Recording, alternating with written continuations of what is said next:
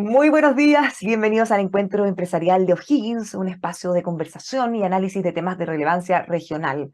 Eneo 2023 es organizado por Corporación ProHiggins con el patrocinio de Sofofa y cuenta con el auspicio de AgroSuper, Codelco Chile División El Teniente, Monticello, Mundo, Elec Metal, INACAP, Big Self, Esbio, Lyric Maquita, Metrogas y Otic O'Higgins. Este evento está siendo transmitido en la web de ProHiggins, también por las pantallas de MOL TV y lo pueden ver, por supuesto, también en las pantallas de Mundo TV. Aprovechamos esta instancia para saludar a nuestros media partners. Estamos junto al diario Rancagüino, Radio Bienvenida y Poder y Liderazgo. Así como también queremos agradecer desde ya a nuestra intérprete de lengua de señas, Cristina Sánchez. Muchas gracias, Cristina. Agradecemos también y valoramos el interés que han tenido los expositores muy interesantes que tenemos en esta jornada para aceptar nuestra invitación a participar en Eneo 2023 y a todos ustedes quienes están conectados junto a nosotros en las distintas plataformas digitales. Hoy damos inicio a este encuentro que va a tener tres momentos muy especiales. Para darnos más detalle de lo que va a ser Eneo 2023, saludamos al presidente de la Corporación ProHiggins, Rafael Prieto, gerente de Asuntos Corporativos y Sustentabilidad de AgroSuper. Rafael, ¿cómo estás? Muy buenos días, bienvenido. Muchas gracias, Bárbara. Muy buenos días a todos. En nombre de ProHiggins estamos muy contentos de poder reencontrarnos en esta nueva versión de nuestro tradicional encuentro empresarial de O'Higgins, Eneo. Es el mayor espacio de diálogo y reflexión en torno a los desafíos relacionados con el desarrollo sostenible de la región. Por octavo año consecutivo, ProHiggins convoca este importante encuentro empresarial y lo hacemos conmemorando 25 años de vida como corporación, donde 24 empresas han decidido unir esfuerzos y recursos para un propósito común: contribuir al desarrollo sostenible en la región de O'Higgins. Este 2023 mantendremos el formato híbrido, modalidad que nos permite ampliar nuestra audiencia a través de dos encuentros virtuales y uno presencial, los que serán transmitidos por nuestra web, además de MOL TV y las pantallas de Mundo TV. En esta primera edición de Eneo 2023, lo hemos convocado para hablar sobre descentralización y modernización del Estado. A través de este espacio de conversación, buscamos aportar en este proceso de descentralización para que comunas y regiones cuenten con mayor autonomía en la toma de decisiones. Asimismo, también nos referiremos a la importancia de la responsabilidad fiscal en la asignación de los recursos. El segundo encuentro, que también será virtual, será el próximo 12 de octubre y nos permitirá conversar de otro tema trascendental: la huella del agua para la eficiencia hídrica, tema clave para nuestra región y también nuestro país. Nuestro tercer encuentro, esta vez es presencial, será el jueves 19 de octubre en el Centro de Conferencias Monticello y contará con dos bloques de conversación. El primero, para hablar de la transformación digital y productividad, donde abordaremos los avances en materia de inteligencia artificial. Y un segundo bloque para abordar el crecimiento económico, donde los diferentes sectores productivos profundizan en el desarrollo regional y sus desafíos. Eneo es un espacio donde todos son bienvenidos, ya que estamos convencidos de que unidos podemos construir de mejor manera el desarrollo sostenible en la región de O'Higgins. Antes de despedirme, quisiera agradecer a los expositores que hoy nos acompañan y a nuestros auspiciadores y media partners por confiar en el trabajo que realizamos desde ProHiggins. Un abrazo, muchas gracias y disfruten Eneo 2023. Muchísimas gracias, Rafael, por la invitación. Vamos a estar aquí con estos contenidos tan interesantes que nos ha anunciado. Les queremos contar también que en 2018 entró en vigencia la ley 21.074 sobre el fortalecimiento de la regionalización en nuestro país, impulsando así una agenda descentralizadora. ¿Cuánto y qué hemos avanzado? ¿En qué parte de la agenda estamos? ¿Cuáles son los desafíos que todavía tenemos pendientes para enfrentar? Bueno, vamos a comenzar justamente conversando de esto junto a Ignacio Irarrázaval, director del Centro de Políticas Públicas y profesor de la Escuela de Gobierno de la Universidad Católica. Ignacio obtuvo su doctorado en Política Social en la London School of Economics.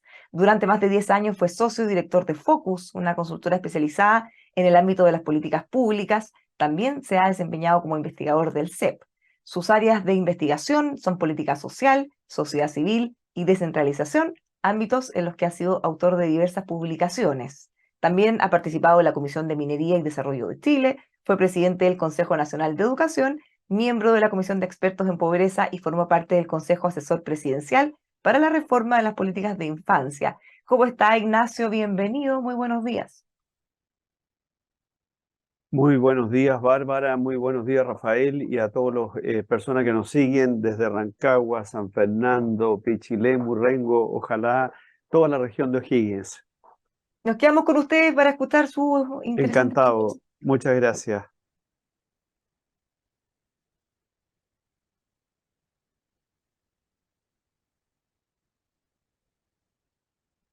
Aquí vamos. Bueno, felicitar a Pro O'Higgins por esta reunión. Creo que es muy importante estos encuentros empresariales y el trabajo de mirar la región a futuro, sin desmerecer el trabajo de Pro O'Higgins. Ya habíamos visto esfuerzos importantes en la región de la Araucanía, en la región del Biobío, pero a Pro O'Higgins tengo que reconocer de que no estaba tan al día. Así que felicitaciones este trabajo de Pro O'Higgins. Entonces, lo que yo quería comentar muy brevemente, porque no tengo tanto tiempo, es el tema de la descentralización. Y antes de hablar de hacer una clase sobre descentralización, yo quería hablar un poco sobre la región de O'Higgins, qué pasa con el contexto político e institucional de nuestro país en tema de descentralización, y después finalmente cerrar brevemente con los desafíos para la región de O'Higgins. Entonces, en primer lugar, quería decir algo obvio que probablemente muchos de los que están escuchando este seminario ya lo saben.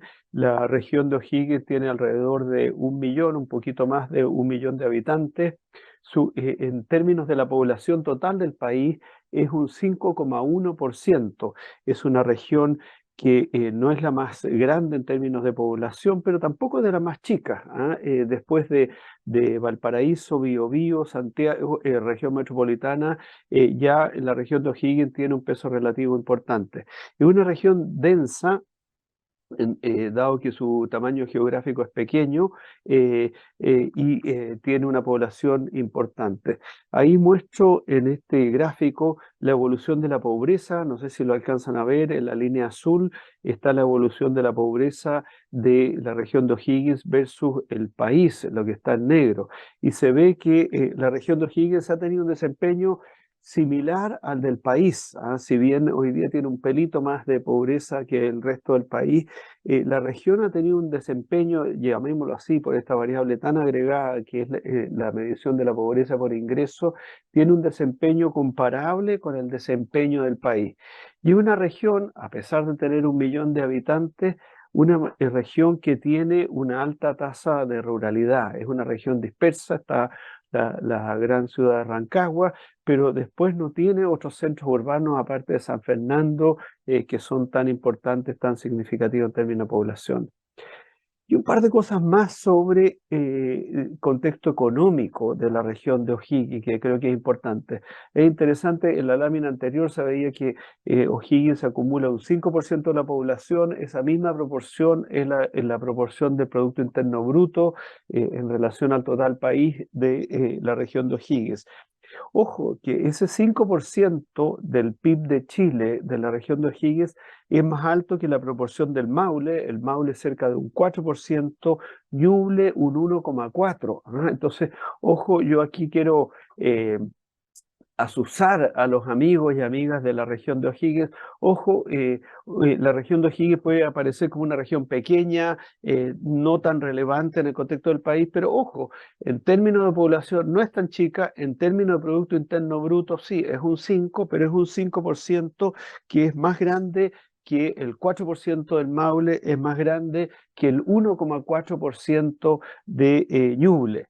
En términos de la variación del producto, y esto es la variación del PIB del 2013 al 21, este 22,2, ahí hay un tema que es preocupante. La región tiene una variación del producto que es más lenta que nuestros vecinos del Maule, ¿ah? Entonces ahí yo quiero empezar a desafiarlos un poco. Lo mismo en la distribución de las empresas, ¿ah? En la distribución del número de empresas de la región de O'Higgins es de un 5,3, o sea, mantiene tiene la proporción en el número en el tamaño de la población respecto al total del país es un 5, respecto al Producto Interno Bruto es un 5 y respecto de la distribución de las empresas totales del país también es un 5. La tasa de creación de empresas, ahí de nuevo es algo preocupante, es un poquito menos un 5, un 4,9 como está puesto ahí. De nuevo, Maule nos supera, ¿ah? Entonces ahí yo quiero dar una nota de cautela para los amigos y amigas de O'Higgins. Ojo, no estamos compitiendo con la región del Maule, pero sirve como parámetro de referencia, ¿no es cierto? El Maule algo está haciendo que se está acercando, por así decirlo, a los estándares, al nivel de progreso que ha ido teniendo la región de O'Higgins. Y finalmente está la tasa de desocupación, que es una tasa de desocupación reciente que lamentablemente está alta, ¿eh? Finalmente, ahí en ese gráfico de pie, de torta, se ve la distribución del Producto Interno Bruto de la región y efectivamente la región de O'Higgins está bastante especializada en la agricultura y ustedes pueden ver es un 17% a nivel país. El PIB de la agricultura es casi un 8, es decir, la región de O'Higgins tiene una concentración productiva en la agricultura y lo mismo es cierto respecto a la minería. Yo me pregunto, decía Bárbara al principio que este seminario auspiciado por Codelco, interesante saber hasta qué punto la minería es parte del corazón de la región de O'Higgins. Entonces, eso sobre el contexto y el gráfico ahí a la izquierda, como pueden ver, es que lamentablemente la región de O'Higgins, al igual que nuestro querido país, ha tenido bastantes fluctuaciones en términos de crecimiento del PIB los últimos años, ¿eh? Lamentablemente la región de O'Higgins afecta, por así decir, a las mismas tendencias del país, ¿eh? Particularmente las variaciones que ha tenido la agricultura, eso le afectan a la región de O'Higgins. Entonces, ese era un primer punto que quería ponerles. Creo que la región de O'Higgins es una región que tiene potencial, a pesar de ser una región pequeña, es una región pequeña en términos de su territorio, es una región que ocupa un espacio importante, más chico que la región metropolitana, que la región de Valparaíso y de Concepción, pero una región importante que ha tenido un desempeño importante, valioso, pero ojo, si nos comparamos con la región vecina, no estamos compitiendo, pero creo que es importante tener un patrón con la región del Maule. Maule hace esfuerzos que muchas veces descolocan, por así decirlo, un poquito a la región de O'Higgins. Quería mencionar brevemente algunos aspectos respecto de, y entrando ya más en la materia que nos convoca, el tema de la descentralización. Y quería rescatar estos artículos que están en el anteproyecto constitucional que creo que pueden ser importantes para la discusión de descentralización que tenemos y que el resto de los panelistas van a poner. Hay un artículo 124 que creo que es importante rescatar, que habla de la heterogeneidad de los territorios, del territorio, regiones y comunas. En Chile hemos tenido lo que los especialistas llaman una descentralización muy simétrica, pero la tendencia mundial es pasarse a una descentralización asimétrica. ¿Qué significa esto? Que el día de mañana la región de O'Higgins y por qué no la comuna de Pichilemu o otras comunas que integran la región pueden tener funciones, atribuciones distintas unas de otras, asumir tareas distintas unas de otras. Entonces, creo que ahí hay una cuestión interesante. El artículo 126 también menciona lo que antes se llamaba en la Convención Constitucional y lo que nos hemos trabajado un poco el tema de la descentralización, el tema de la subsidiariedad vertical, es decir, que la Constitución asumiría que lo que no puede hacer el gobierno local lo hace el gobierno regional y lo que no puede hacer el gobierno regional lo hace el gobierno nacional. Entonces, hay en la futura, esperamos, constitución, hay un mandato, una misión de que en la base están los territorios locales. Un artículo 127, por supuesto que esta no es la redacción oficial de los artículos, creo que también es importante destacar, y esto aquí en un trabajo que hicimos previamente con María Paz Troncoso y otras personas, creo que es súper importante porque nosotros insistimos mucho en este punto, el deber de coordinación del gobierno nacional con las regiones y comunas. Aquí hay un cambio cualitativo bien significativo. Deber de coordinación. ¿Ah? Hoy día nos pasa muchas veces que los ministerios llegan a las regiones y a las comunas a decirnos qué es lo que tenemos que hacer. Aquí está puesto al revés.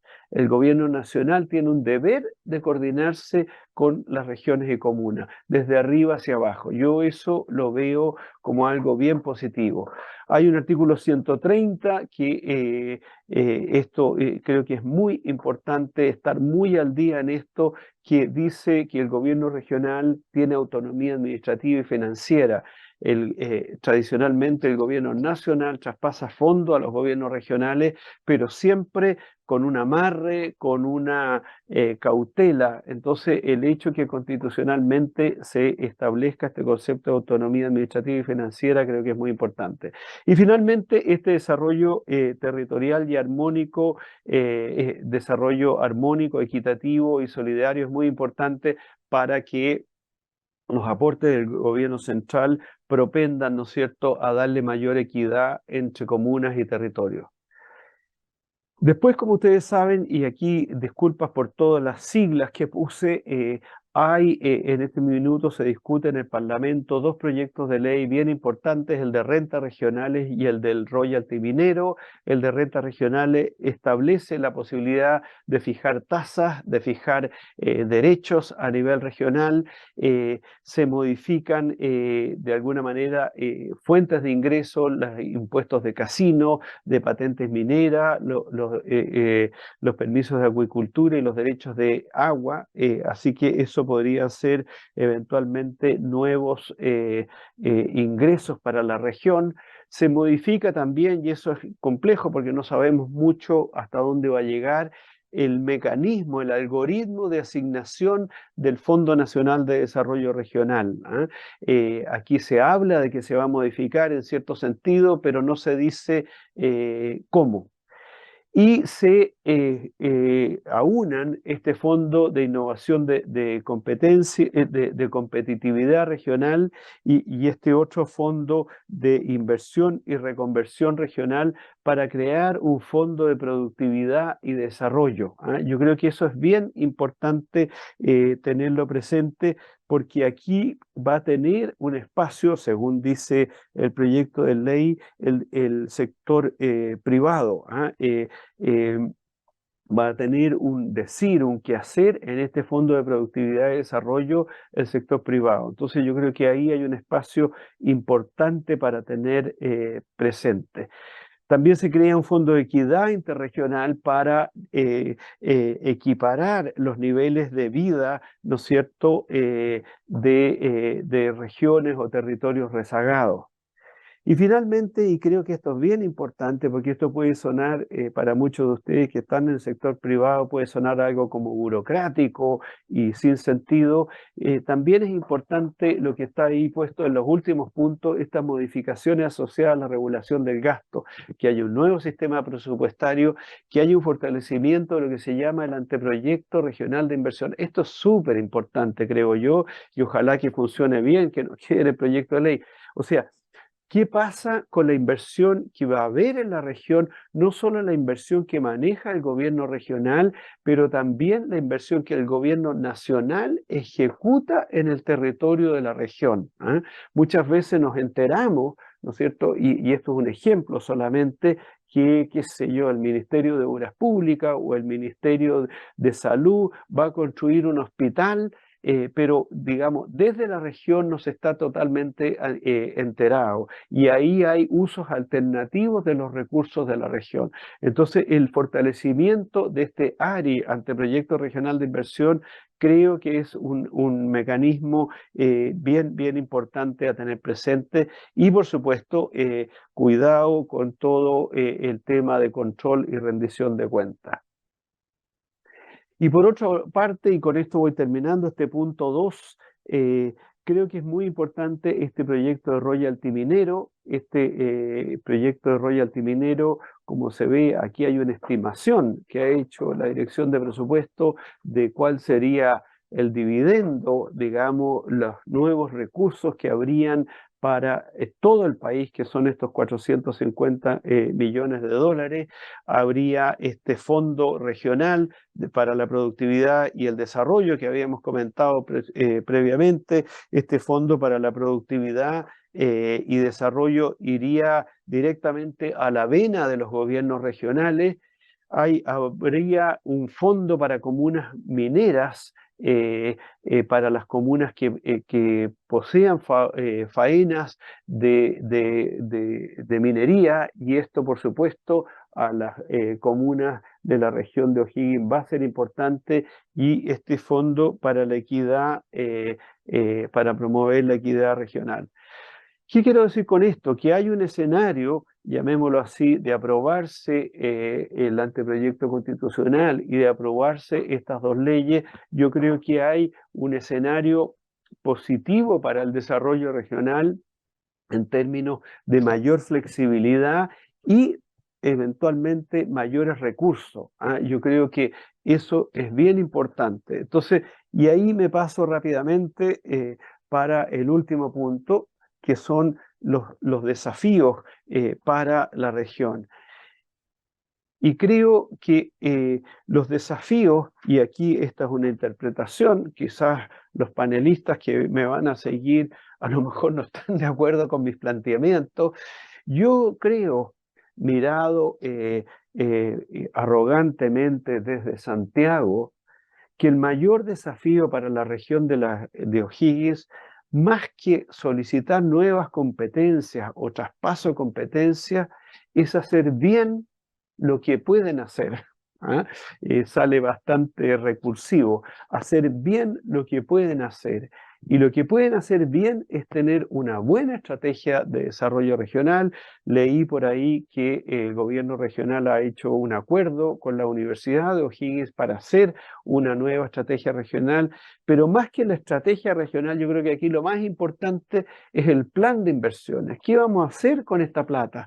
¿Qué obras de infraestructura necesita la región para desarrollarse? Y ya sabemos, y aquí me vuelco al primer punto, ya sabemos que la región está fuertemente concentrada en la agricultura. La agricultura es un sector que genera empleo, es un sector dinámico. ¿Cómo potenciamos la agricultura? ¿Cómo potenciamos la minería? ¿Cómo potenciamos también el sector servicios? Entonces, yo creo que aquí hay que concentrarse. Y mirando algunas de las cifras que miré ahí en el Ministerio de Desarrollo Social, en todo lo que es el Sistema Nacional de Inversiones, si bien la región tiene una tasa de recomendaciones sociales, socioeconómicas de la inversión pública similar a la de otras regiones, la ejecución presupuestaria está bajo el promedio país.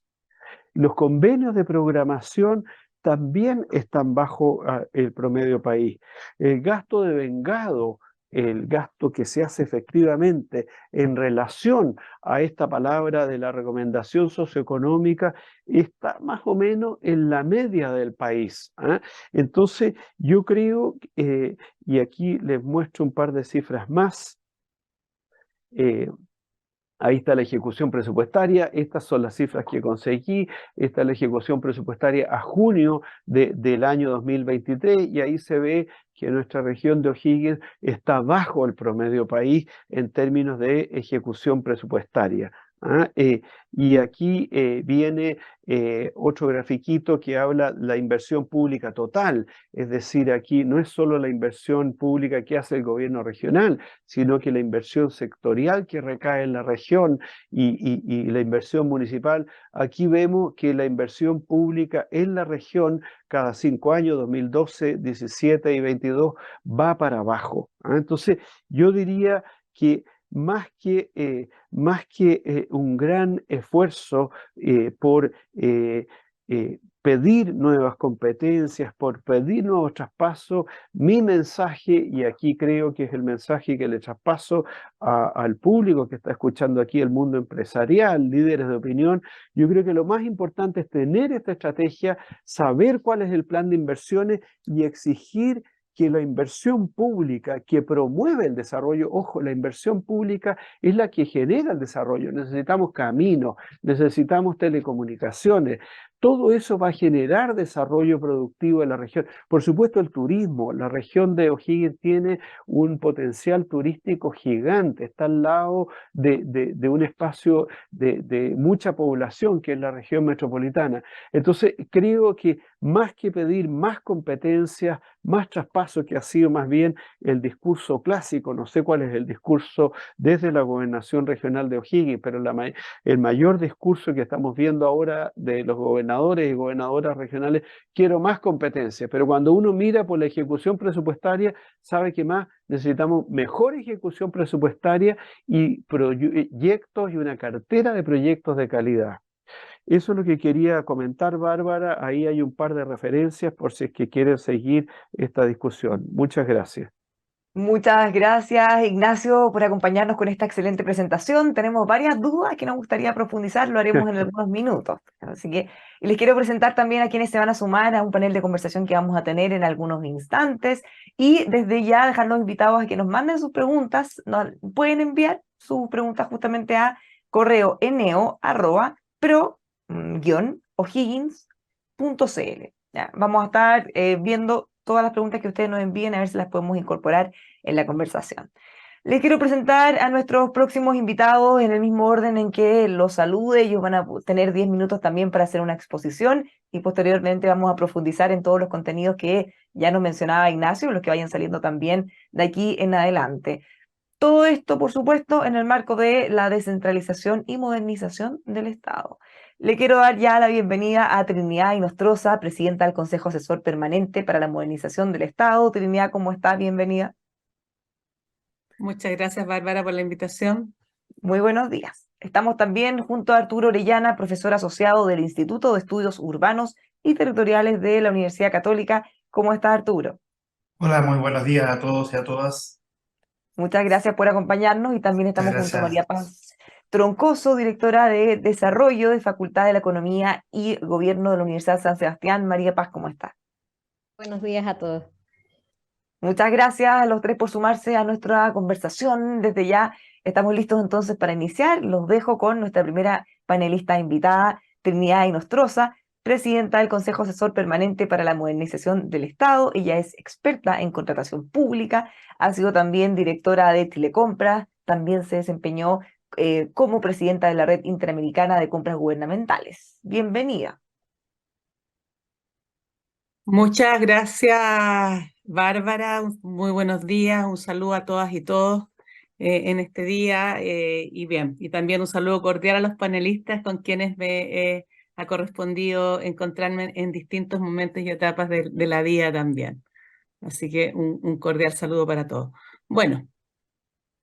Brevemente y tratar de embarcarme dentro del tiempo que tengo disponible, hablarles y bueno, primero hacer una mención de que con Ignacio es el vicepresidente del Consejo de Modernización del Estado, así que trabajamos ahí muy de la mano y no puedo más que compartir la presentación que ha efectuado Ignacio y también los desafíos y bueno, algo a ver cómo el Estado también de alguna forma, y es lo que queremos plantear, puede contribuir al fortalecimiento no solamente del Estado, tener un mejor Estado para las ciudadanas y los ciudadanos, sino también para las regiones y ese es el desafío que vemos desde el Consejo de Modernización del Estado. Y brevemente contarles qué es este Consejo Asesor. Bueno, es un Consejo Asesor que fue creado en el año 2018 bajo el gobierno del presidente Piñera. En su momento estuvo integrado por cinco integrantes. Bueno, Ignacio es parte también, y esto es muy positivo, de manera de rescatar todos esos aprendizajes en esta primera experiencia, junto con Ramiro Mendoza, también excontralor general de la República, que también hoy día forma parte de este consejo. Entonces, que tiene por función asesorar al presidente de la República en el análisis y evaluación de las políticas, planes y programas, formular propuestas y recomendaciones también y responder a consultas que se le pueden hacer desde el Ministerio de Hacienda o derechamente desde la Presidencia. Aquí están los 15 integrantes, creo que tiene la virtud este consejo de que todos sus integrantes provienen de distintos sectores, nivel central, regiones, académicos, sociedad civil, empresarios grandes, representantes de los microempresarios también.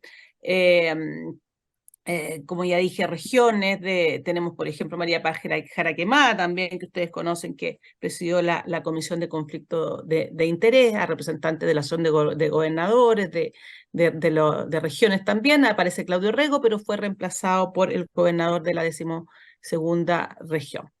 Bien, este consejo ha sesionado desde el mes de septiembre, ya cumplimos un año sesionando, también vale la pena señalar que ha sido un trabajo bastante intenso, y que todos quienes se desempeñan trabajan pro bono, entonces un tremendo aporte que se hace al Estado, dado el perfil que tienen los integrantes de este consejo. Y se han efectuado 2 ya recomendaciones al presidente de la República a través del ministro de Hacienda en relación a la agenda de modernización propuesta por el gobierno, que se compone de 30 iniciativas y cuya base conceptual se basa en el marco de la OCDE, que promueve fortalecer y trabajar la modernización del Estado desde el ámbito de fortalecer la confianza pública, trabajando tanto las competencias del Estado como también los valores, como la integridad, la apertura, la transparencia que debe tener el Estado. También hicimos propuesta a la comisión conocida como Comisión Jaraquemada. Y básicamente, dentro de las primeras propuestas que efectuamos, nos enfocamos en 6 grandes líneas transversales que nos parece relevante que se prioricen y se destaquen por parte del Estado. Una de ellas se refiere a la transformación digital. El Estado proponemos que debe existir una gobernanza de la transformación digital. Hoy día hay una serie de recursos públicos destinados y hay una ley de transformación digital que está en plena implementación, pero vemos que muchas veces no hay una coordinación ni eficiencia también en el uso de estos recursos. Quizás no tenemos una mirada prospectiva también de cómo el Estado puede avanzar y adelantarse de manera de responder mejor a las necesidades públicas, y desde esa perspectiva proponemos nosotros una mejor gobernanza de la transformación digital. Hoy día está alojada en el Ministerio de Secretaría General de la Presidencia. Nosotros proponemos que debiera alojarse en el Ministerio de Hacienda, en donde también están una serie de otras funciones, institucionalidad que precisamente hoy día está trabajando en una mejor gestión pública. El Consejo de Modernización del Estado, el Consejo Asesor, trabaja con la Secretaría Técnica de la Modernización del Estado, que precisamente ve los proyectos de modernización desde el Ministerio de Hacienda. Así que nos parece que ahí es la ubicación correcta, y en esa línea se está avanzando también tanto en la ley de presupuesto como en futura regulación, de manera de fortalecer la gobernanza. Nos parece también muy importante que se definan estándares para el Estado. Hoy día no hay estándares. La verdad que cada organismo público compra de la forma las tecnologías como le parecen.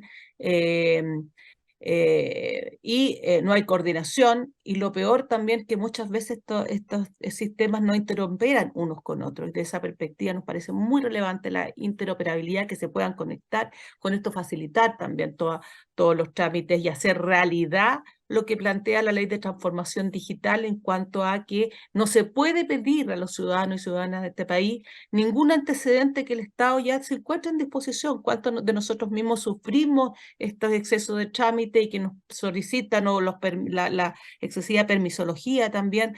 ¿Cómo la transformación digital puede ayudar a eficientar estos procesos. Y por el otro, que existan recursos compartidos en el Estado también.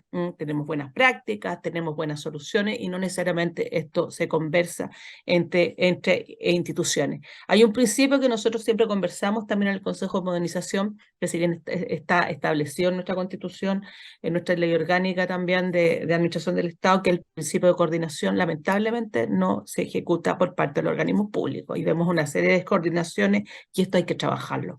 Como señalaba Ignacio, a veces no se trata de más, sino que hacerlo mejor. ¿Cómo podemos hacerlo mejor? En la misma línea el mejor gasto público. ¿Cómo podemos hacer mejor este gasto público?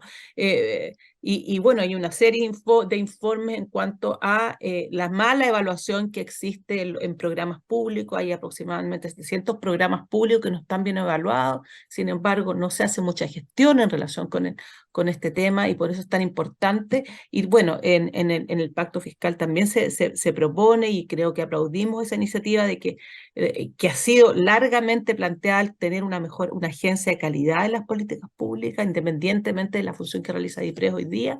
Nos parece muy relevante que exista esta coordinación. Se ve que en el Estado hay mucha duplicidad a veces de programas que trabajan, se duplican, esto es excesiva burocracia y finalmente no llega entregando los servicios o los beneficios al Estado. En este sentido, creo que también hay una oportunidad dentro de la agenda demonizadora. Uno de los proyectos importantes que hay se refiere a la contratación pública. Ignacio me decía, habla de compras públicas de alguna forma, que es mi núcleo como de expertise también. Me recomendaba Ignacio, habla de contratación pública. Bueno, veía las cifras en la región de O'Higgins. Precisamente, bueno, es consistente, 5% de la población, 5% de las empresas aproximadamente del país, del más de 1.000.000 de empresas, 50 y tantas mil están en la región de O'Higgins. Veía yo las cifras de mercado público. El mercado público hoy día es una tremenda oportunidad de negocio. Es una tremenda oportunidad de negocio y que se está ampliando. La ley que reforma el sistema de compras públicas en Chile y que amplía la cobertura, hoy día, para que ustedes tengan un orden de magnitud, aproximadamente el 4.5% del Producto Interno Bruto se transa a través de compras y contrataciones públicas que hace el Estado a través de la plataforma de mercado público que administra la Dirección de Compras y Contratación Pública Chile Compra. El año pasado, el año 2022, se transaron más de 15.000 millones de dólares. Con la reforma de la ley de compras se estima que esto va a crecer en un 30% aproximadamente. Vean ustedes cuánto lo importante que significa este mercado. Los países OCDE, el promedio es de 12%, que según estimaciones que en algún momento hice en un estudio que hicimos con una universidad, veíamos que se podía crecer hasta el 13% si estuviese toda la compra y contratación pública dentro de este sistema. O sea, un recurso enorme. Sin embargo, estuve revisando cuántas empresas de la región se adjudicaban o al menos tenían adjudicación regional, la participación en este mercado. Veíamos que la región de O'Higgins no tenía más allá, tanto porque el gasto se ejecuta en la región, el 3%. Además, siendo una región tan cercana también a la región metropolitana, que podría proveer de bienes y servicios, no solamente a la región, sino también a las regiones cercanas. Sin embargo, un 3%. Entonces, yo creo que ahí hay un espacio importante y un mensaje también a todo el sector empresarial que nos está siguiendo este seminario. Bueno, hay una oportunidad de negocio interesante. El Estado compra y adjudica una gran variedad y diversidad de bienes, servicios, incluso y de obras también. Cada vez más el segmento de obra se está haciendo precisamente a través del sistema. La ampliación de la cobertura va a implicar que muchas nuevas entidades públicas que hoy día no transan en el sistema de compras públicas lo hagan. Y desde ahí todas las corporaciones municipales, por ejemplo, deben hacer sus compras a través de este sistema, junto con otras grandes entidades del sector público, Ministerio Público, el Congreso, el Poder Judicial, utilizar el sistema. Así que hay una oportunidad, les dejo ese mensaje de mejor gasto público. En tema de personas en el Estado, creo que también como consejo nos pronunciamos y planteamos la necesidad de avanzar en este tema. Se me está acabando el tiempo, así que voy a ser breve. Fortalecer el ingreso por mérito, creo que nos parece relevante. Integridad y transparencia, bueno, Hay todo un trabajo que se ha hecho, el caso convenios creo que ha golpeado fuertemente y creo es una oportunidad también para mejorar nuestra regulación. Sin embargo, yo siempre digo, en materia de corrupción no basta la regulación ni con más.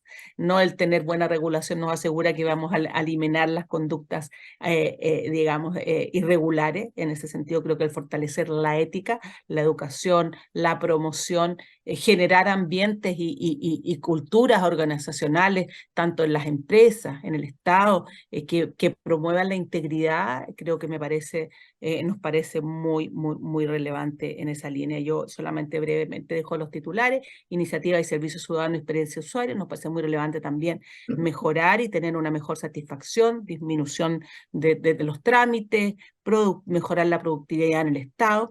Y para finalizar, y ajustándome al tiempo, en materia de descentralización y gasto fiscal, precisamente también, y en la línea que planteaba, mejor Estado, mejor qué pasa con efectivamente la subejecución presupuestaria. Sin duda hay también trámites, excesiva tramitación, y cómo disminuir estos a veces nudos que ocurren y que atrasan la inversión, pero por otro lado también hay que fortalecer las competencias.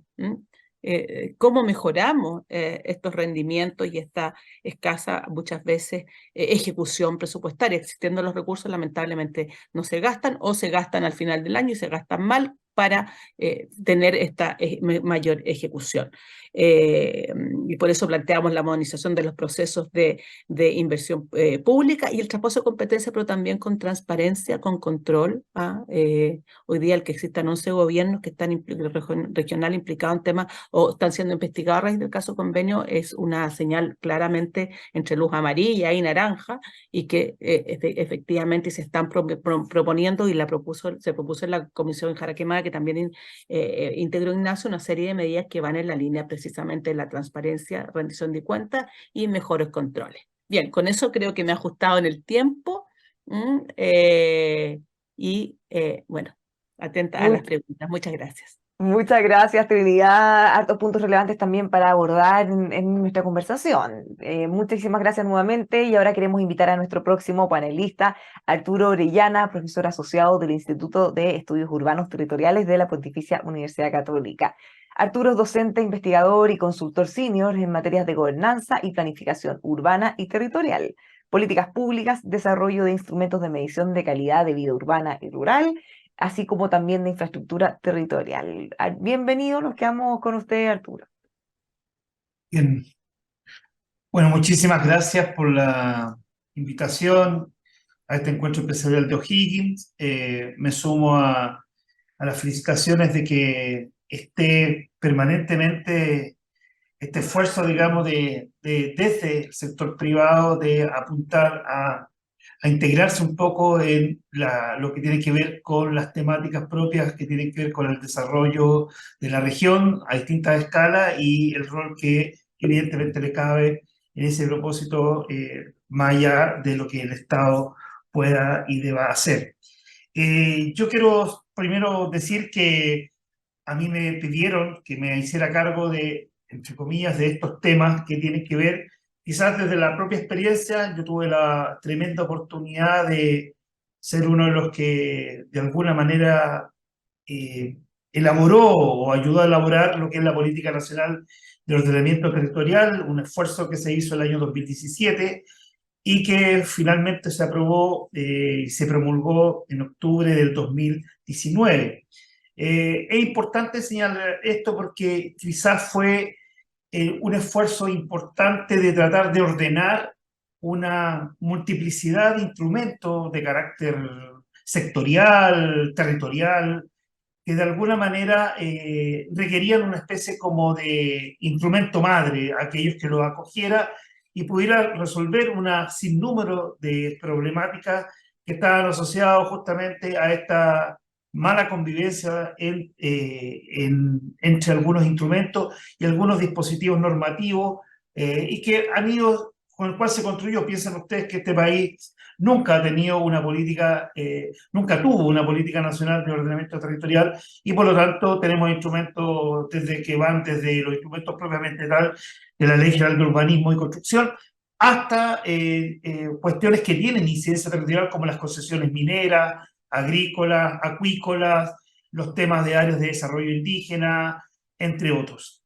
Por lo tanto, desde esa perspectiva, teníamos la ilusión de que la Política Nacional de Ordenamiento Territorial era un instrumento que, si bien no era normativo, aunque definía algunos usos preferentes, permitiría ordenar un poco y articular un poco los distintos instrumentos. Sin embargo, y digo esto porque a mí me tocó también, posteriormente, en enero del 2019, antes que se promulgara, participar en la bancada regionalista en el Congreso, que nos invitaron a un grupo de expertos, entre los que me acuerdo estaba Federico Arena, Diego Portales de Chile Centralizado, estaba Fernando Peña, Universidad Católica de Temuco, entre otros, y otras, tratar de ver cómo construir una agenda, porque obviamente la propuesta de la política concebía una agenda en avance para poder implementar.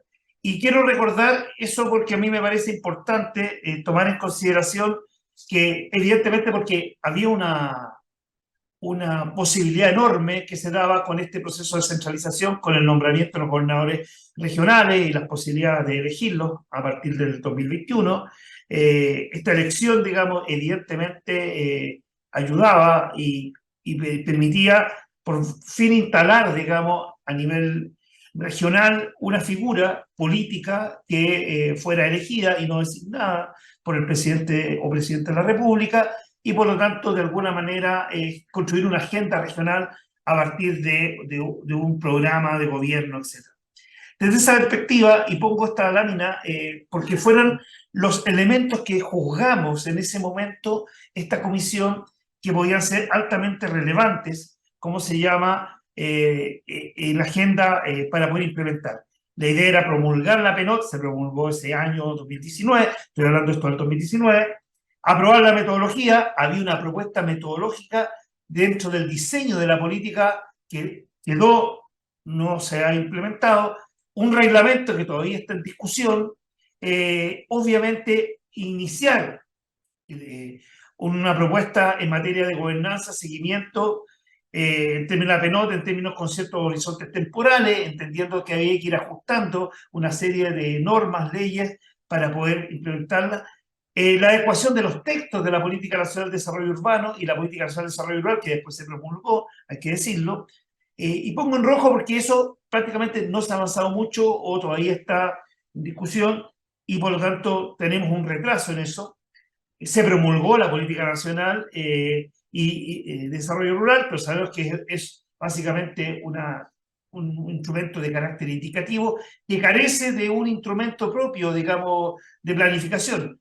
Por lo tanto, si hay algo que podría contribuir enormemente a una política de desarrollo rural, tal como decía muy bien Ignacio, siendo O'Higgins una zona rural, qué mejor que tener un PROT para poder de alguna manera, al menos vinculante con la política pública, definir ciertas prioridades en materia de inversión pública para proteger un patrimonio enorme e importante que tiene que ver con esta identidad rural que caracteriza a la región.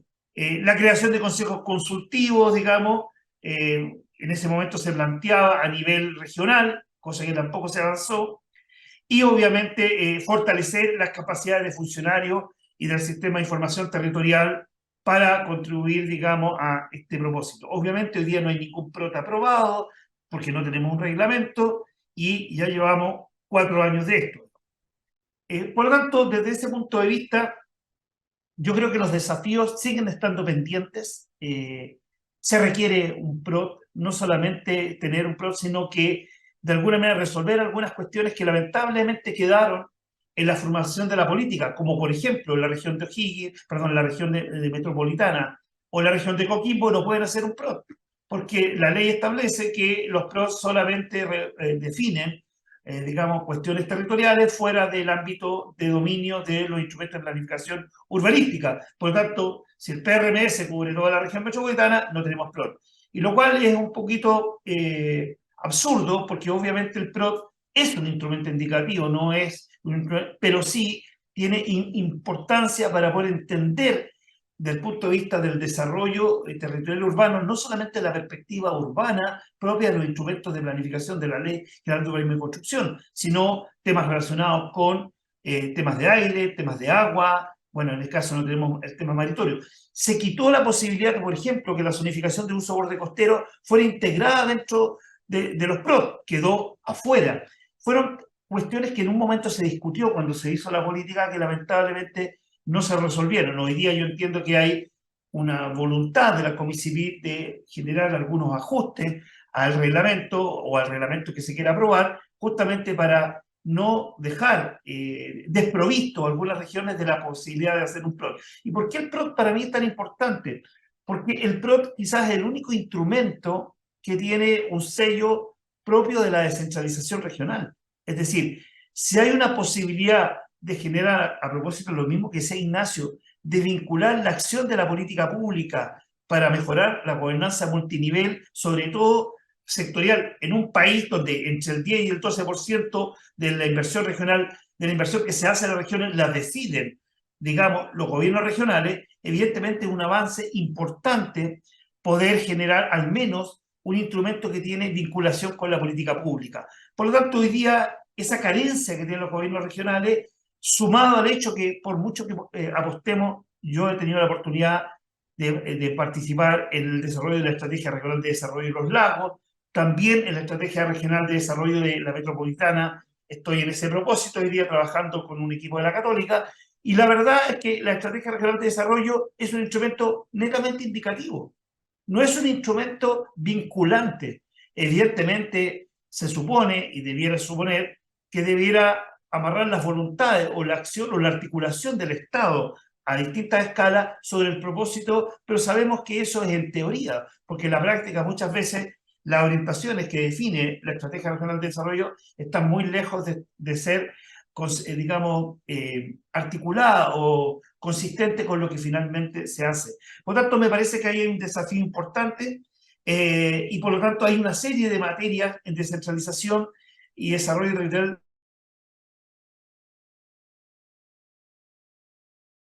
Creo que, claro, cuando uno ve la ejecución presupuestaria, preocupa. Uno dice, ¿cómo le vamos a entregar más transferencia de competencia o más administración de recursos si no son capaces de gastarse lo que se les da?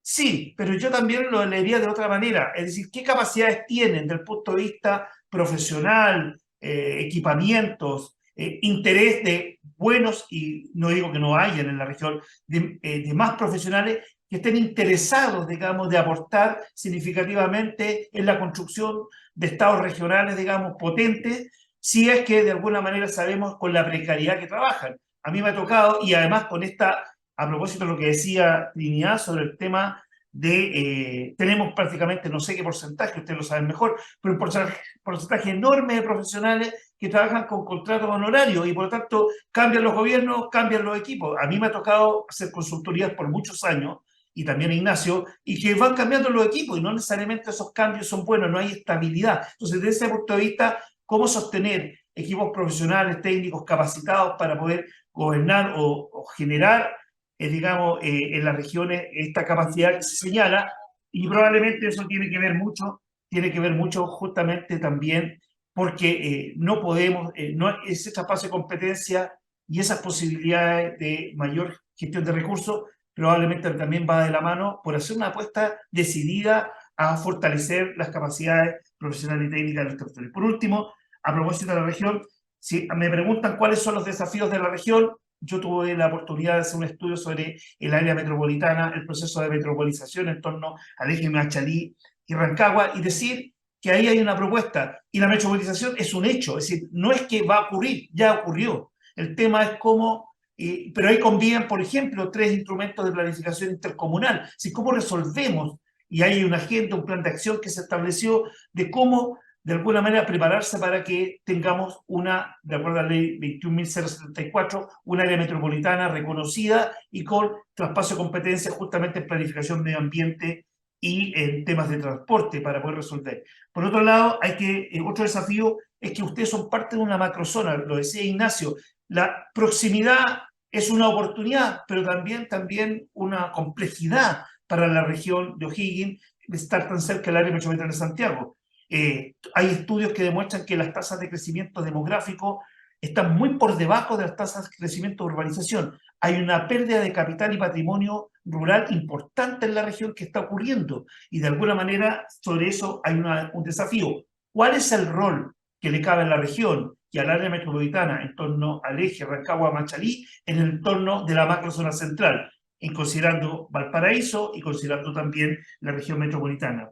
Y obviamente, y por último, me parece que en materia de plan de inversiones, yo estoy de acuerdo con Ignacio, hay que apostar mucho más a los convenios de programación. Esta idea de no tener un horizonte de planificación con inversiones, digamos, de más largo plazo en infraestructura y equipamiento, limita las posibilidades de proyectar la región que se quiere construir, y en ese sentido me parece que hay una oportunidad, evidentemente, con los avances que hoy día están, pero sigo siendo un poco temeroso en el sentido de que me parece que mientras no avancemos decididamente en dotar de PROT a las regiones, particularmente en eso, nos limitamos en las posibilidades de generar una mayor gobernanza multinivel, más efectiva, más articulada y más eficiente. Muchísimas gracias.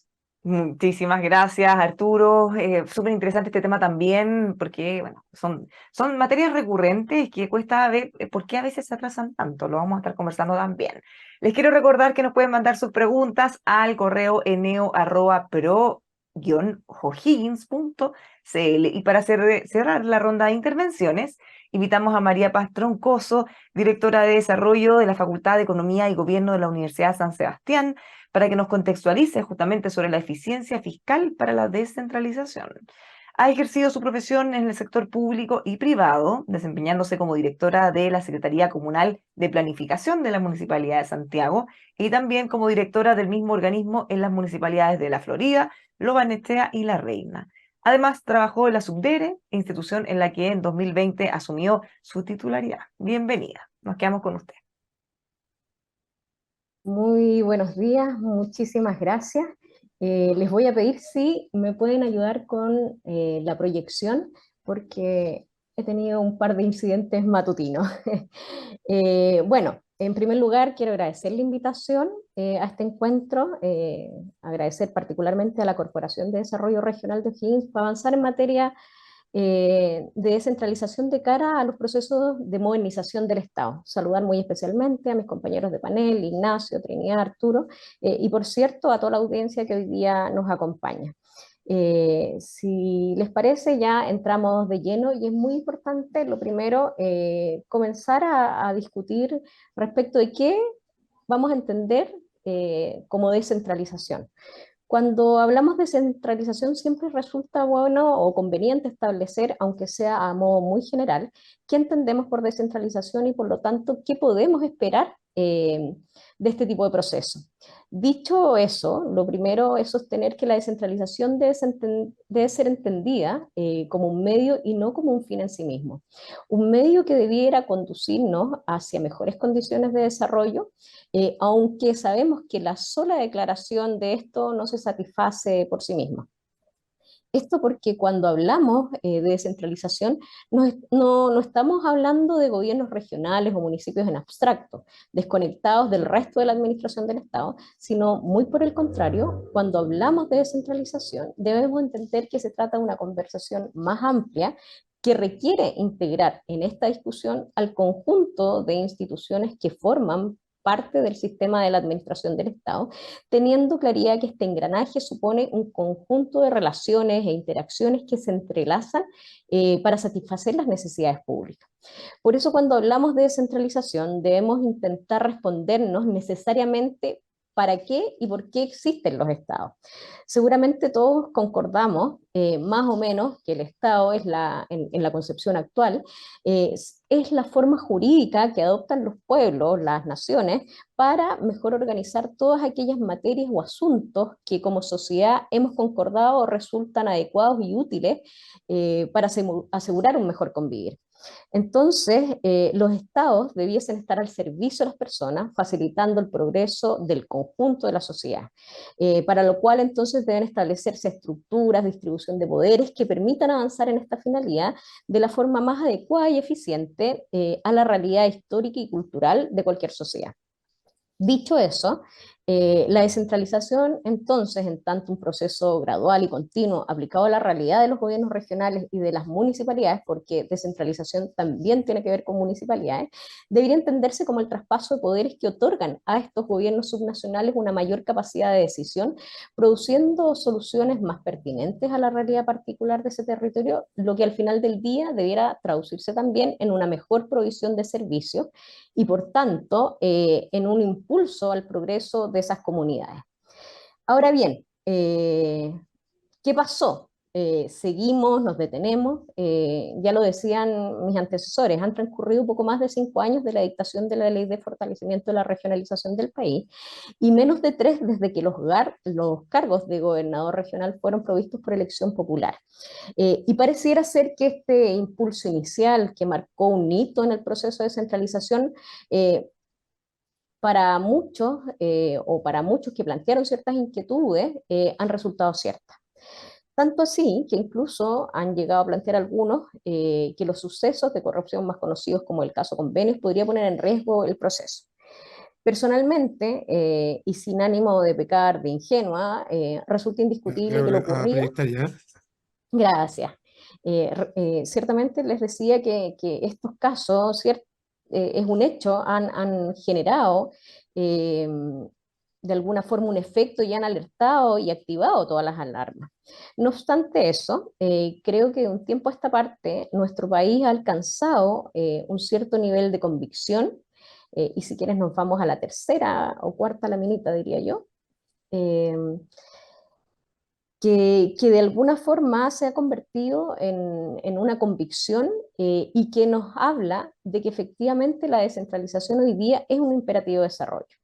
Es más, de alguna forma, si parafraseamos a Heinrich von Baer, que es uno de los acérrimos defensores del proceso, la descentralización debiese de ser vista como una de las vías posibles y necesarias para reducir las todavía severas desigualdades sociales y territoriales, y por lo tanto, de ahí en adelante, posibilitar superar este círculo vicioso que supone el subdesarrollo, toda vez que son esas mismas desigualdades sociales y territoriales las que potencian y retroalimentan recíprocamente este círculo vicioso, y donde entonces la descentralización debiese ser y convertirse en el reflejo de un Estado moderno, capaz de superar la pobreza y de recuperar y fortalecer nuestra democracia para todos y cada uno de los ciudadanos. Dicho eso, resulta igualmente necesario preguntarnos hoy día qué pasó, dónde nos equivocamos, ciertamente, y cómo hacemos para seguir adelante. Esta montaña que parece de pronto tan enorme, tan grande, hoy día solo me hace pensar que debemos pasar del discurso a la acción.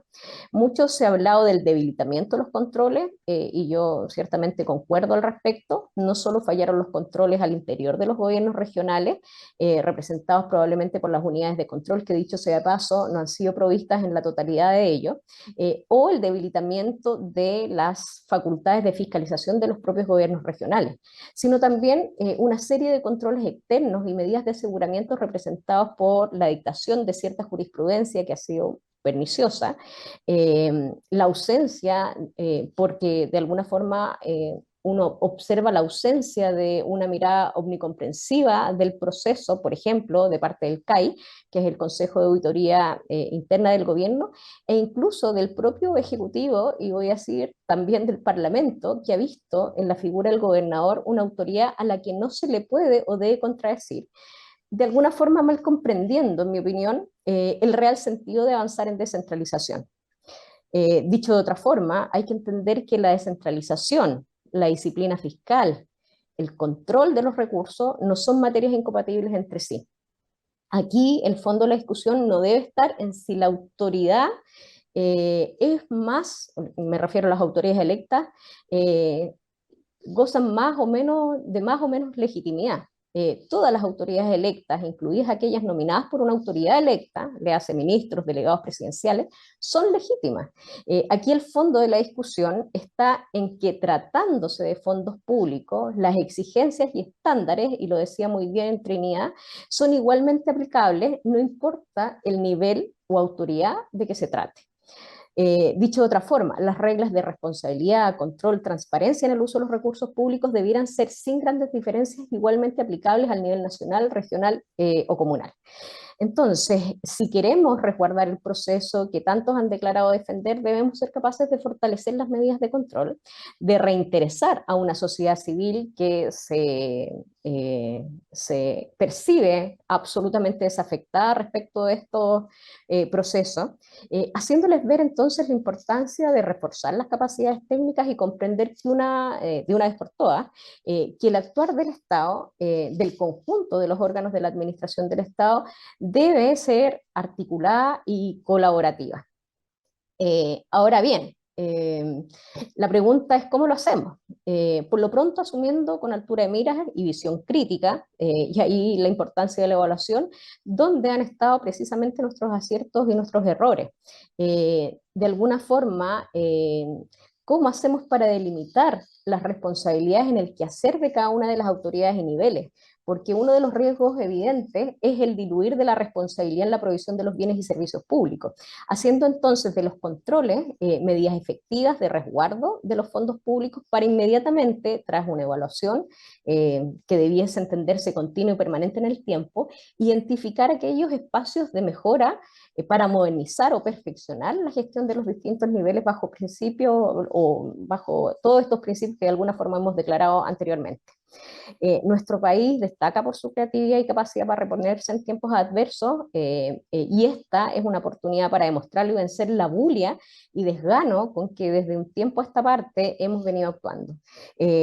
Yo personalmente recuerdo que en mi paso por Subdere una de las cuestiones que nos generaba mayor inquietud era cómo este proceso iba a poner a prueba la madurez del conjunto del sistema político. Pues bien, hoy no se trata solo de recriminaciones mutuas, se trata de buscar soluciones y disponer nuestras mejores capacidades en aras de la consecución de este objetivo principal que movilizó, y no me cabe duda sigue movilizando a todos quienes creemos en el proceso y que vemos en la descentralización un imperativo y una oportunidad para el desarrollo de nuestro país. Ahora bien, como también bien dijo Trinidad, todo esto es canto de sirena si no somos capaces, junto con movilizar las voluntades de los distintos actores, no solo públicos, también sociedad civil, mundo privado y la propia academia, para asumir un desafío que es tanto o mucho más complejo, como es fortalecer y recuperar la ética de la función pública, un desafío del que todos y cada uno somos responsables. Dicho eso, y si quieren pasamos ya a la próxima lámina para no extenderme mucho más, uno debiera posicionarse en cuál es la discusión que viene ahora. Por lo pronto hay dos muy importantes y las adelantó también Ignacio. La ley de financiamiento regional, más conocida como regiones más fuertes, y por otra parte la ley de presupuestos que ya inició su discusión para este 2024. El proyecto de ley de financiamiento responsable fiscal es una de las tareas pendientes en materia de descentralización, particularmente descentralización fiscal. Sin lugar a dudas, los hechos por todos conocidos pusieron una pausa en el avance y lo importante es ver cómo se desarrolla esta discusión. Lo cierto es que reconociendo que se incorporan normas de responsabilidad fiscal, hay unas disposiciones, algunas disposiciones que se aprecian un tanto contradictorias. Por una parte, esta discusión respecto de si los gobiernos regionales se excluyen o no de la aplicación de la Ley de Administración Financiera del Estado, un asunto que es crítico, también la posibilidad de contraer deuda y qué se necesita para, de alguna forma, asegurar una consistencia natural en torno a compatibilizar mayores recursos con mayores responsabilidades y medidas de sana administración, y donde probablemente, y por eso me refiero a medidas contradictorias o inconsistencias, se delimita el rol del Consejo Regional, donde efectivamente uno debería entender, así como ocurre en el mundo municipal, los consejeros regionales debieran asumir un rol más relevante. Y por otra parte, bueno, está la discusión del presupuesto 2024. Lo conversábamos en el inicio o antes del inicio de este panel. Aquí preliminarmente se plantean dos dudas. La primera, una posible sobrereacción a lo ocurrido, toda vez que por la vía de la ley de presupuestos se contradice lo dispuesto, particularmente en una glosa, lo dispuesto en la ley orgánica respecto a la aprobación de modificaciones presupuestarias. Lo explico muy brevemente. Hoy día el Consejo Regional tiene que aprobar o el gobernador más bien, tiene que someter a aprobación del Consejo Regional todas aquellas inversiones que superan las 7.000 UTM. Uno pudiera decir se prestó para abuso. Bueno, aquí hay una sobrereacción evidente de la ley de presupuestos porque se establece que todas aquellas modificaciones que superan las 3.000 UTM debiesen pasar por aprobación del Consejo Regional. Pues bien, aquí una ley como es la ley de presupuestos está de alguna forma poniendo un contrapiso a una consideración que está establecida. Y uno pudiera entender, tiene dos efectos. Por una parte, puede generar entorpecimiento de la gestión de los gobiernos regionales o por otra, generar, por ejemplo, una fragmentación excesiva y por lo tanto una burocracia indebida respecto de cómo procedemos para modificar el presupuesto de la región. Ahora, lo importante de alguna forma también es ver cómo asentamos este proceso de centralización. Y ahí llama también la atención en otra de las glosas que se están haciendo transferencia de competencias, argumentando que estas competencias no estarían en los gobiernos regionales. Ahí yo en general he sido bastante crítica siempre. En general, nuestro sistema está construido sobre la base de funciones compartidas entre los distintos niveles. Aquí la tarea es avanzar en cómo de alguna forma generamos esta complementariedad. Dicho eso, solo queda ver los desafíos que debiésemos enfrentar y si vamos a la última lámina, bueno, decir ciertamente que hay desafíos transversales que son de todos y cada uno de los gobiernos regionales, pero no solo de los gobiernos regionales, sino toda la administración e incluso la sociedad civil. Ya lo señalaron varios, la planificación basada en datos, evaluaciones continuas, la gestión de las brechas, la colaboración público-privada, la coordinación multinivel, el fortalecimiento de capacidades, el diseño con pertinencia territorial y la innovación debiesen ser los elementos que debiesen impulsar a su vez este y otros procesos de modernización. Muchas gracias.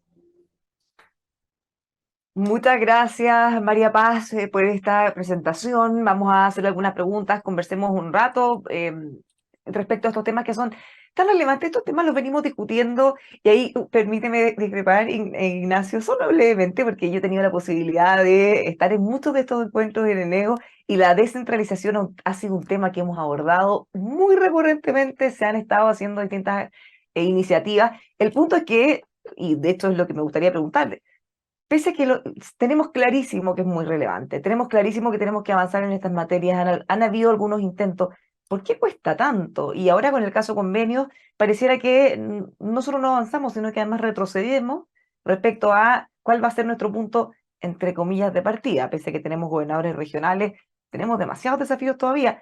¿Por qué cuesta tanto, Ignacio? ¿Por qué teniendo tanto consenso en una materia que incluso políticamente más o menos es transversal, ¿por qué es tan difícil?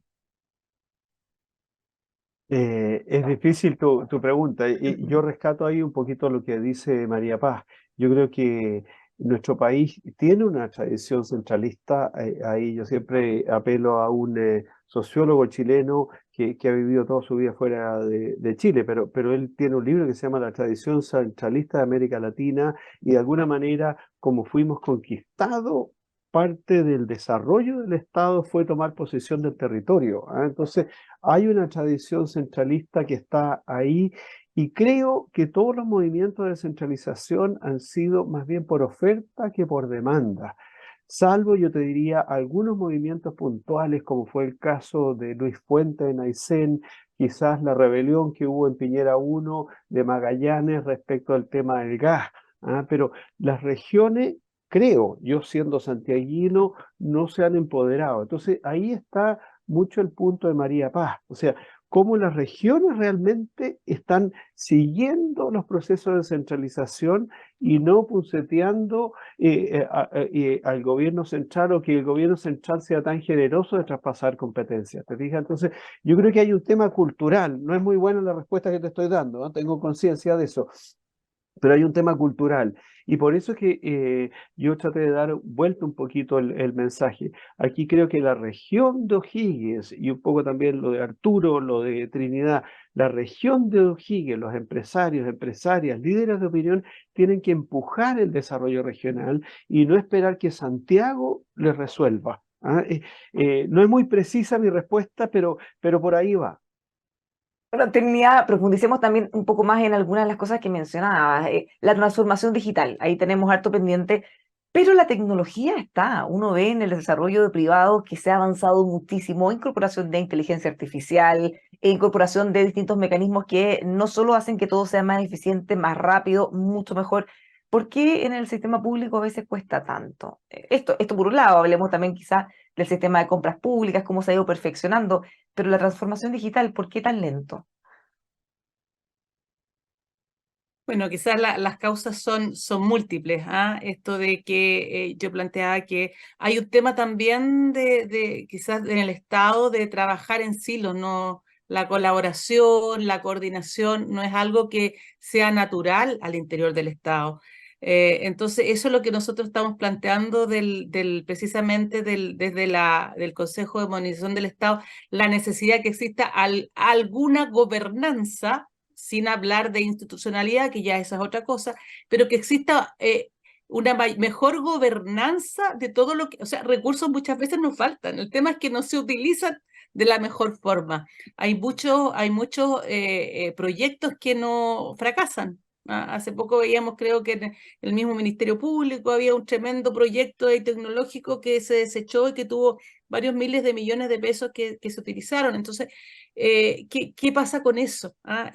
¿Por qué no hubo un buen diseño, una buena coordinación desde un inicio? Ahí estamos fallando. Entonces, es muy importante que exista esta mayor gobernanza, que se definan previamente los estándares, que existan soluciones que sean transversales y recursos compartidos en el Estado a nivel municipal. Hay un grave tema también que nos han planteado muchas veces los municipios de ciertos como software que son como propietarios y que hay pocos proveedores, ahí hay una oportunidad también para que ingresen nuevos proveedores. Entonces hay mucho tema en eso y es importante esta mirada más transversal, servicios compartidos, definición de estándares y una mejor y fuerte gobernanza. ¿Cuánto de quizás resistencia al cambio puede haber? Porque sabemos que cuando uno está acostumbrado a trabajar de una forma, a utilizar ciertos mecanismos, es difícil después incorporar unos nuevos y hacer todo distinto de cómo se viene haciendo desde siempre. ¿Cuánto de eso puede haber también? Totalmente, mucho. O sea, en el Estado, cuando tú quieres simplificar, cuesta muchísimo. Yo tengo múltiples anécdotas de personas que estaban a cargo de un trámite, entonces si tú eliminas el trámite se sienten como una amenaza. Entonces, bueno, hay que hacer una gestión del cambio ahí. Hoy día los proyectos, para que resulten exitosos, muchas veces tú tienes que tener efectivamente esta mirada de cómo trabajas esa gestión del cambio. Y a veces no nos hacemos cargo de eso.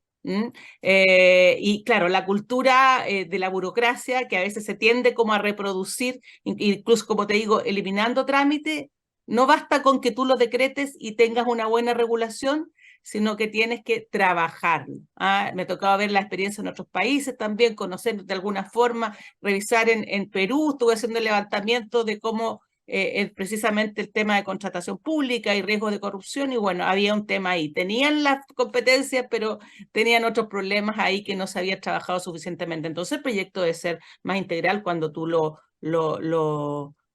trabajas y lo diseñas y lo planificas. Considerar el cambio organizacional, la gestión del cambio, el cambio de cultura, que a veces no solamente basta con eliminar, si tú tienes que decirlo expresamente, porque hay un tema de entender también la cultura del funcionario público que a veces es bastante averso al riesgo por el tema de la sanción, al temor a la sanción. Entonces, eso, ¿cómo tú lo trabajas? Y desde esa perspectiva, en mi experiencia también, eso se puede incluso trabajar conjuntamente con la Contraloría General de la República cuando tú se lo planteas.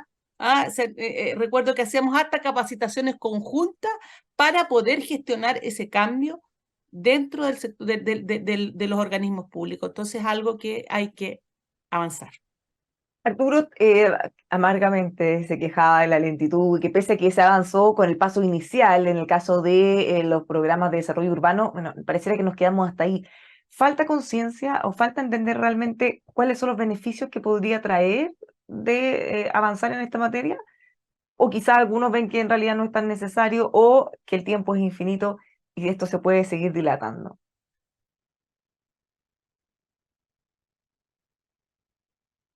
Está en silencio, Arturo, no lo escuchamos. Ahí. Sí, Pues, ahí sí.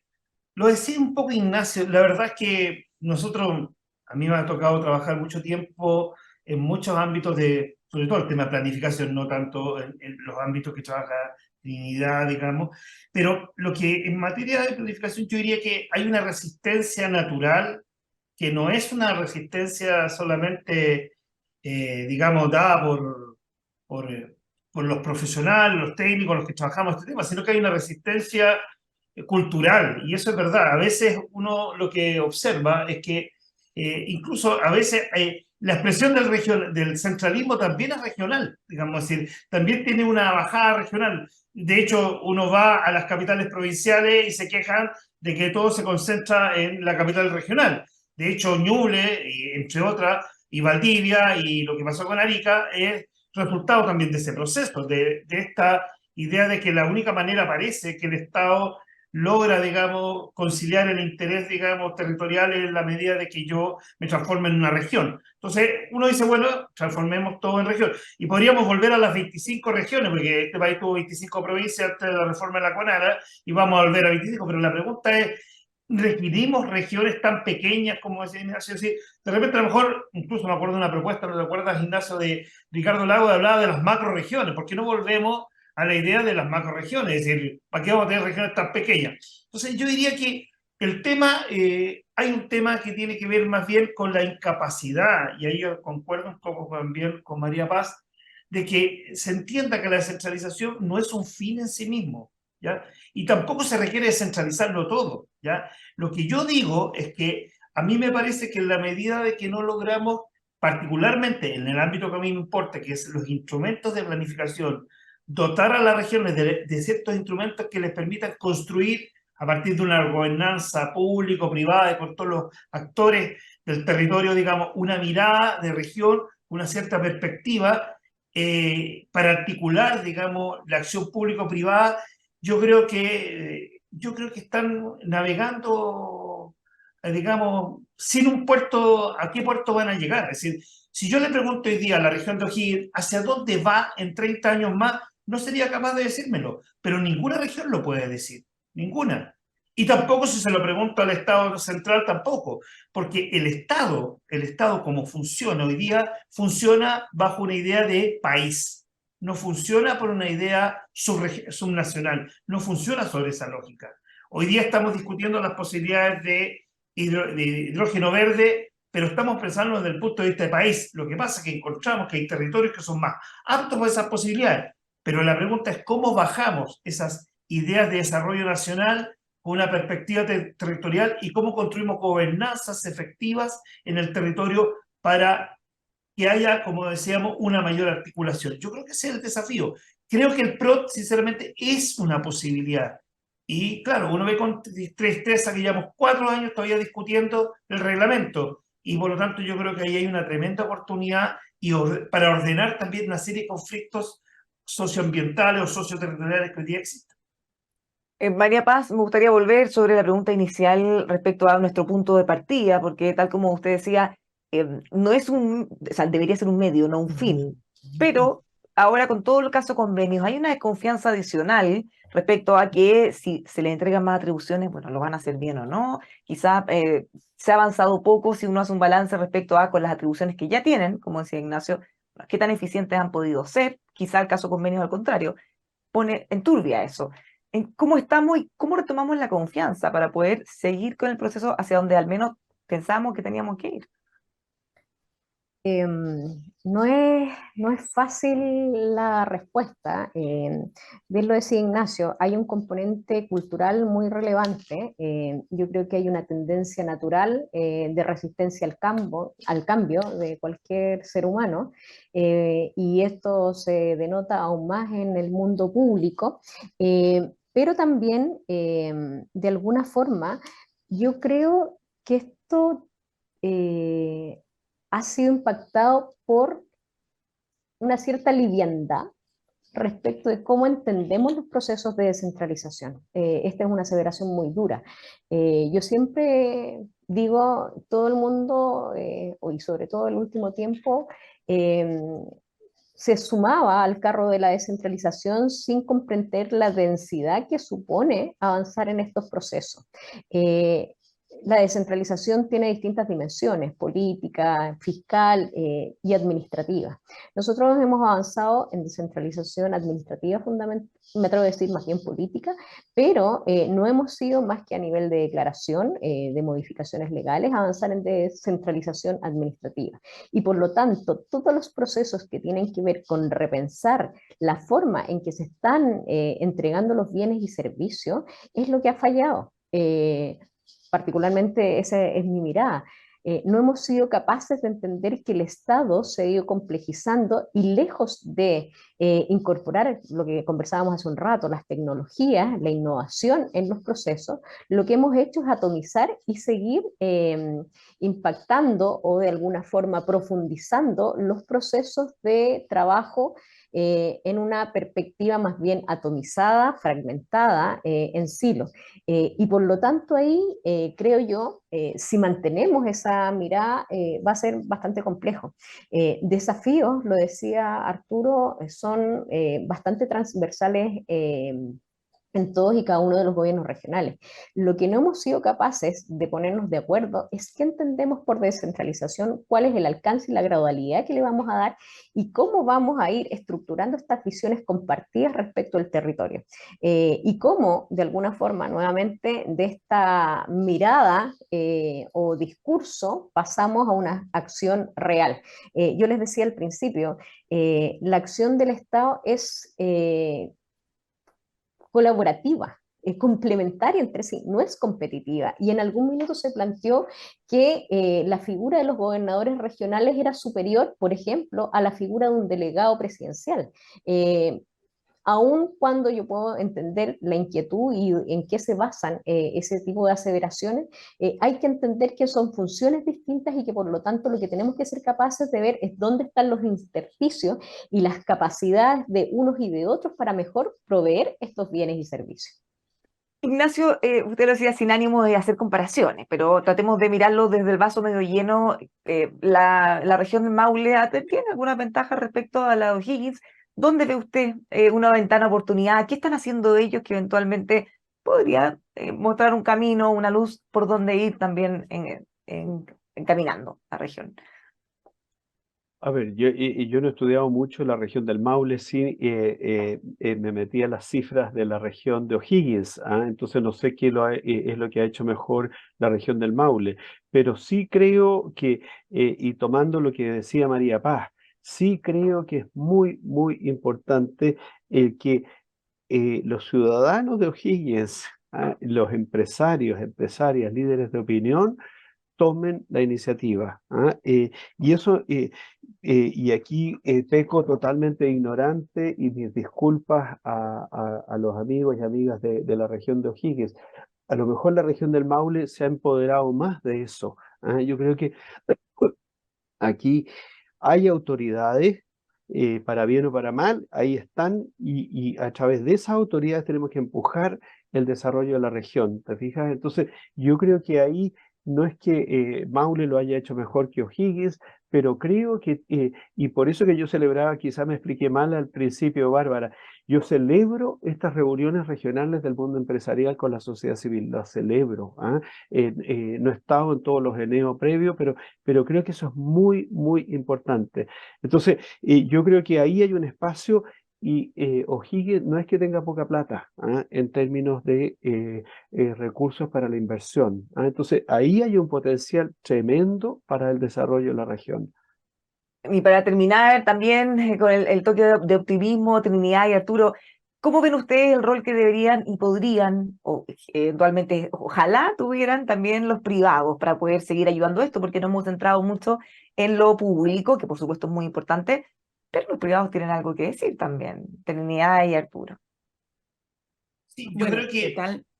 Trinidad, Ya. por favor. lineal. Sí, dale, adelante. dale. Bueno, cerrando nomás, no puedo más que coincidir, y bueno, con lo que también se planteaba acá previamente por todos quienes me antecedieron, por Ignacio, la importancia también de que la región se empodere, que lo planteaba María Paz, Arturo, esto de pensar en una región en largo plazo, y en eso hay que involucrarse, y efectivamente es un llamado creo que esta instancia sin duda que es un tremendo avance, pero claro, sentar y pensar dónde queremos estar y cómo poder hacerlo. Hay muchos espacios en los que se puede participar. Yo puse un ejemplo, miren las compras públicas, oportunidades muchas de negocio y de inversión, así que, y un mercado que crece, así que oportunidades hay, y creo que en nuestro país tenemos las capacidades, quizás nos falta un empujón, pero creo que tenemos las capacidades y tenemos un muy buen sector, una muy buena sociedad civil, a pesar de todo lo que ha pasado, una muy buena sociedad civil, un muy buen sector empresarial, y hay un Estado que debe modernizarse, y en eso estamos proponiendo algunas medidas. Muchas gracias, Arturo.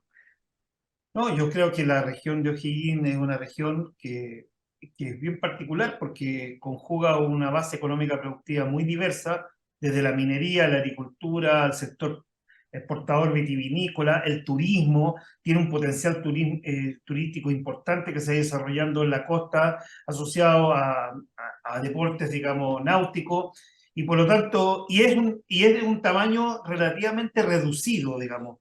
Y por lo tanto, desde esa perspectiva, yo creo que no es posible construir una región próspera o mejor para sus habitantes sin participación del sector privado. Por lo tanto, pienso que la tarea de modernización del Estado es una tarea de gobierno, pero también yo creo que es una tarea donde el sector privado puede aportar significativamente. Y como digo, hay que construir un futuro, hay que construir una imagen de futuro a la cual la región tiene que llegar y ir adecuando, digamos, los compromisos para eso y avanzar en descentralización progresiva, como dice María Paz, pero sí que hay que avanzar. Muchísimas gracias, Arturo, también María Paz, Trinidad, Ignacio, por sus presentaciones, por la conversación que hemos tenido. Estos temas son desafíos que seguimos teniendo pendientes, pero les quiero agradecer que hayan conversado con nosotros, que tengan todos un muy buen día. Muchas gracias a todos.